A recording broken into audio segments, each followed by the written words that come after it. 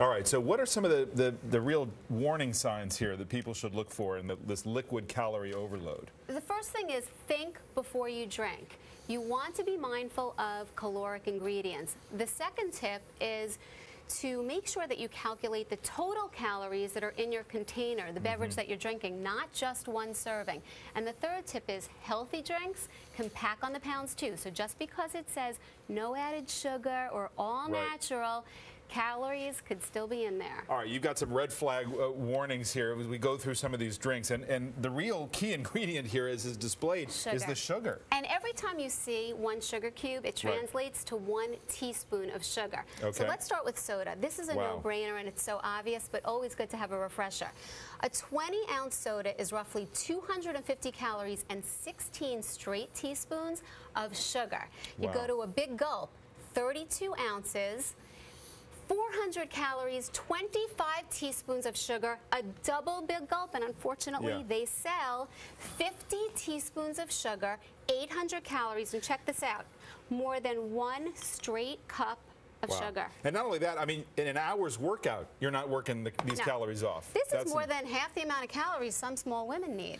Now, if you go to diet sodas, does that make it any better? Well, you know what it does, because diet sodas don't have any calories, but it's a personal decision. They have artificial sweeteners. So as a nutritionist, I'm going to say, if you're going to go to the diet sodas, please moderate them. I'd say no more than 1 a day, but water is best. A lot of people think iced tea might be an alternative. Right. These are the coffee tea category drinks. And honestly, the super sweetened iced teas are equivalent to sodas in terms of calories and sugar. When you look at the loaded coffees, you're not only talking about added sugars, you're also talking about added fat from whole milk. But the good news is Starbucks and a lot of these coffee houses are very accommodating now to people that love these coffee concoctions. So for example, this is a mocha regular frappuccino, the mid-size grande. If you ask for a light frappuccino, you're going to trim 100 calories and 9 grams of fat. So light, either low-fat or skim milk is what you're saying. You gotta always special request non-fat milk, which basically means skim milk, and less sugar. All right.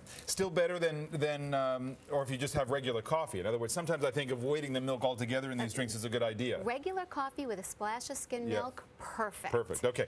Jamba Juice, these big fruit smoothies, especially this size. I mean, this is the problem, is that this is the fruit category, and it confuses a lot of people because you hear fruit and you think, great, I could drink as much as I want.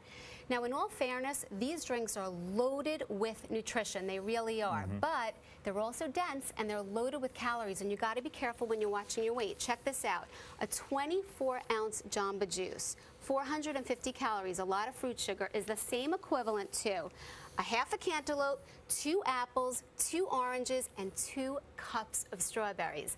This equals this. And obviously, this is going to be much more satiating, and you're going to just stop after 2 pieces of fruit, and you're going to trim the rest of those calories. So it's just kind of overload. This is interesting when you get into some of these juices because, you know, like this one, the Citrus Monster, these are things you think, this is a healthy alternative. 300 calories. You got to account for those calories. Again, in all fairness, a lot of nutrition, but a lot of calories as well. And this particular group is also worrisome. It is the flavored waters and the sports drinks. They're less sugar, and they're lower in calories, 125 calories per bottle and only 8 teaspoons of sugar. But people hear the word water or energy drinks, they give themselves carte blanche, and they wind up drinking multiple bottles throughout the day. So you've got to be careful with this stuff as well. And you can have them from time to time. That's not the point, but just start to think about them as accountable, right? And you've got to know how many calories you're consuming, because check this out.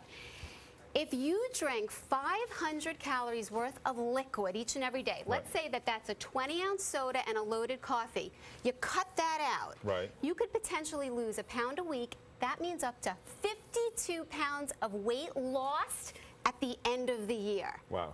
Joy Bauer, great advice. Great advice for something to think about when you're drinking, not just eating. Thanks very much. Good to see you. And coming up next, saving your marriage. But first, this is Today on NBC.